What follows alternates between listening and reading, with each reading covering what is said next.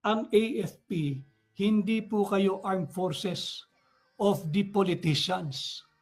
Hindi po kayo armed forces of the plunderers. Kayo po'y armed forces of the Philippines. Armed forces of the people. Alam ho ninyo, malinaw din ito sa Article 2, Section 3. Pakicheck ninyo, alam kong memorize niyo ito sapagkat ito'y bahagi ng inyong trabaho. Civilian authority is at all times supreme.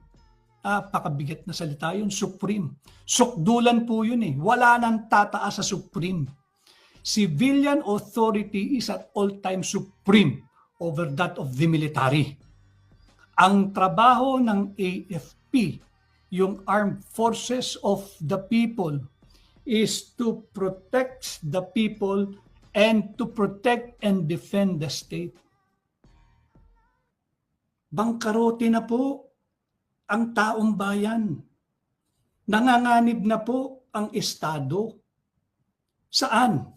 Sa panlabas na banta? Hindi ho eh.